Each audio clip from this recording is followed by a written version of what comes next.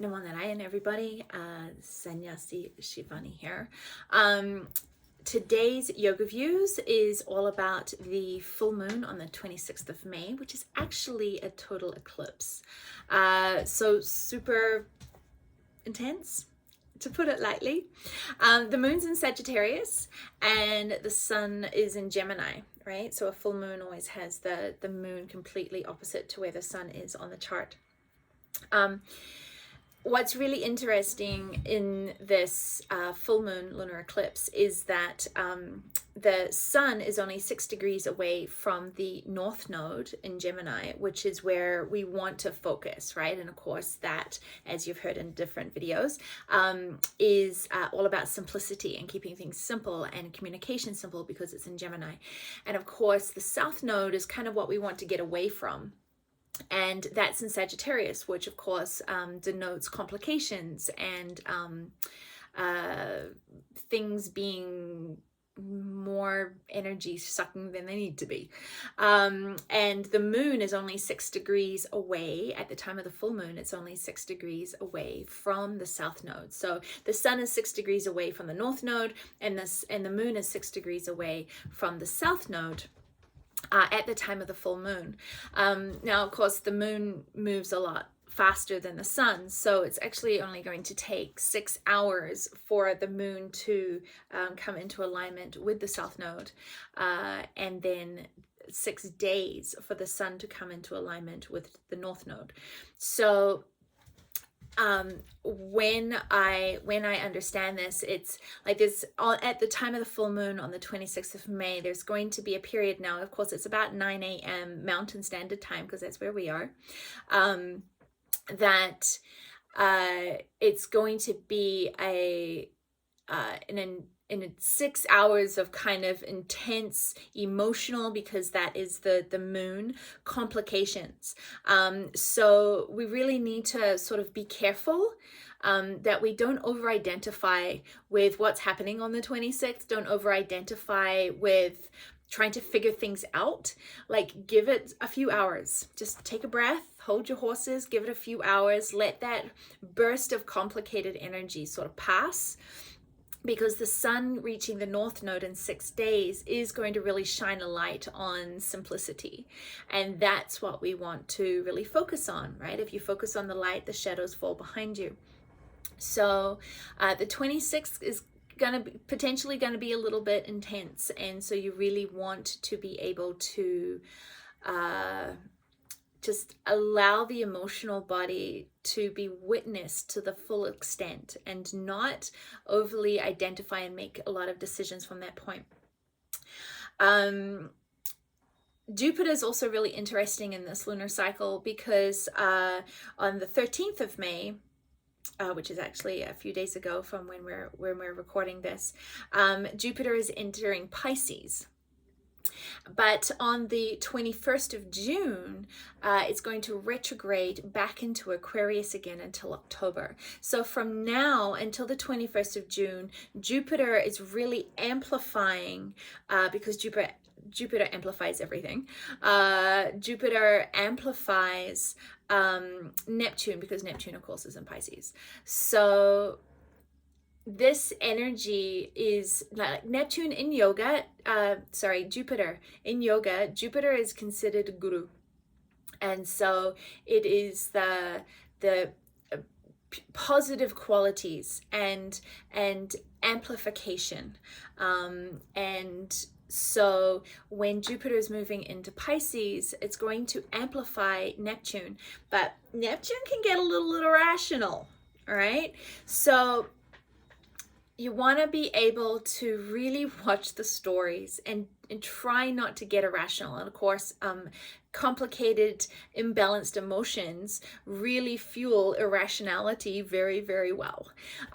So you've got to be able to slow down, witness the emotions, check in with how what you're believing about something, whether or not that is irrational, and just sort of slow down a little bit, hold your horses, because from the 13th of May until the 21st of June, Jupiter is going to be really amplifying the work.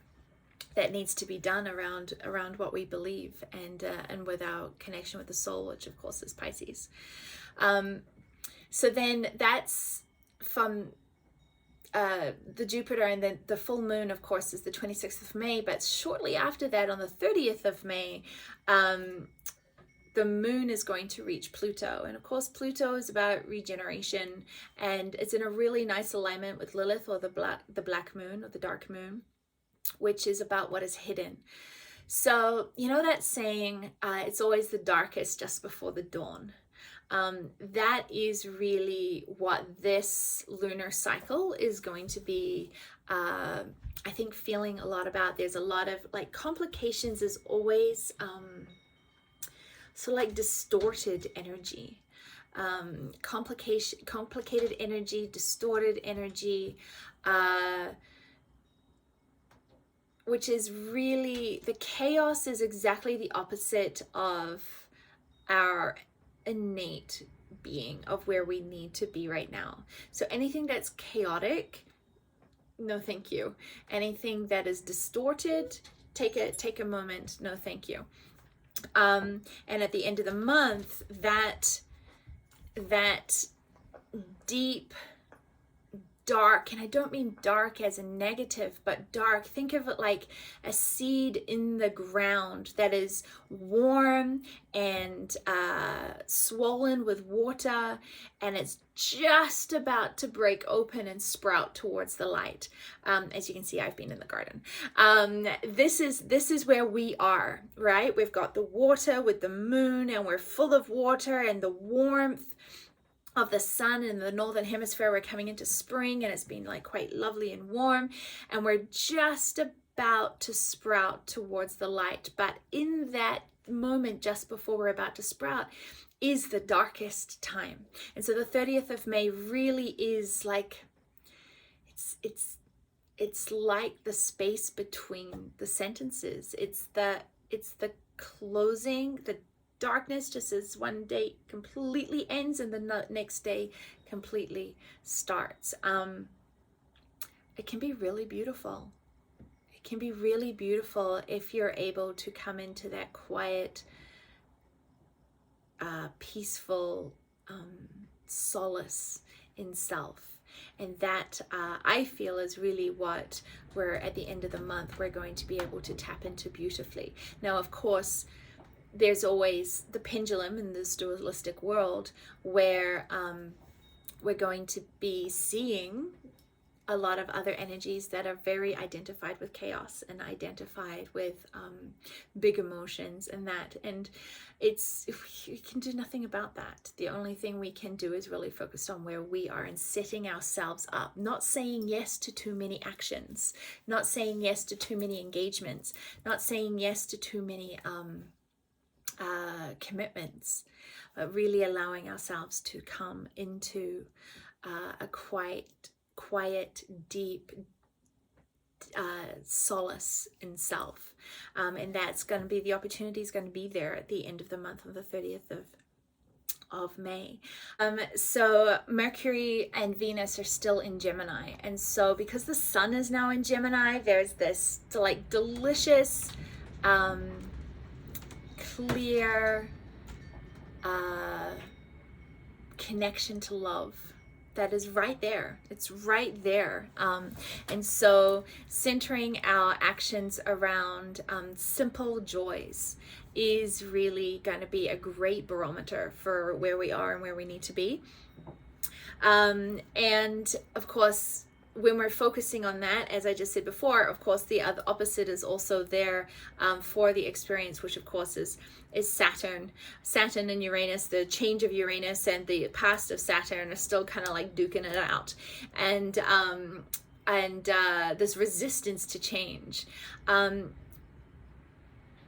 Love is the North Star. It is simplicity, communication, love, solace. This is the North Star of how to have the courage to let go of the past habits and past patterns that are no longer needed. And you can feel them so viscerally if you're paying attention. You can feel the old patterns and the frequency of the old patterns in the way that they're really kind of tugging of like, hey, don't forget about me. Hey, don't forget about me. And it's like, you know what? With love, it's time to forget about you.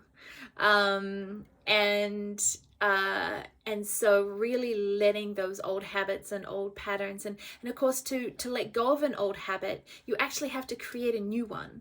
And so then focusing on the new habit is really important. So for example, I don't know, if you want to drink less coffee because it's really adversely affecting your nervous system, you need to replace it with something, because at the end of the day, it's not necessarily the coffee that is the pull to the soul. It's actually often the ritual. It's the time taken.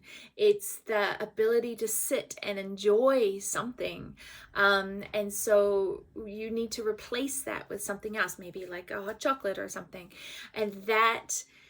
So the ritual is still there. The sitting and enjoying is still there. And so this is a really important thing of understanding quality versus quantity. The quantity is the coffee or the hot chocolate, but the quality is the ritual and the time and the space and the enjoyment and the nourishment. Those are the qualities. And so the soul knows what qualities are the guiding light for where we need to be, but the ego gets very hung up on the quantities. And so we really need to discern this difference, and that really helps us change on a deeper level and more consistently, because at the end of the day, the quantities are transitory. They don't stay. When there's no quantity that survives your death, right? But the frequency of qualities, of kindness, of love, of peace, these are frequencies within your aura. These are frequencies within your being that do not leave when you leave, the meat suit, when you leave your body. They are qualities. They are the frequencies that make up the aura and the energetic frequency of what you are and who you are. So focus on your qualities, adjust your quantities. Okay, look at the bad habits but look at the impulse or the vasana behind those habits. What are you actually trying to achieve with your morning cup of coffee? What are you actually trying to achieve? And figure out the quality of that achievement, and then redirect that quality into a habit that is going to suit the new you, the evolution of the self even better. Something's really interesting is, Uranus has been in Taurus since 2019. Now, Uranus is this impulse for change. And because of where Saturn and Jupiter has been within Aquarius, it's like global collective consciousness change. And of course, with Capricorn last year, when Jupiter and Saturn were in Capricorn last year with COVID, this irrevocable change of Uranus being in Taurus, because Taurus is the earth element, it is the bone marrow, it is the very foundation of the collective consciousness. The last time Uranus was in Taurus was 84 years ago. Now, if you go back 84 years, that was just before World War II. And I'm sure we can all agree there was the world before and there was the world after. And so if you think of now, I don't think we're necessarily going to go into a world war like World War II, but it's the war, the irrevocable change is being pushed on other levels, on a virus level, on a technology level, on a level that is not of necessarily like the way we have used to experience it, but that change, that impulse for change is there as strongly as a world war.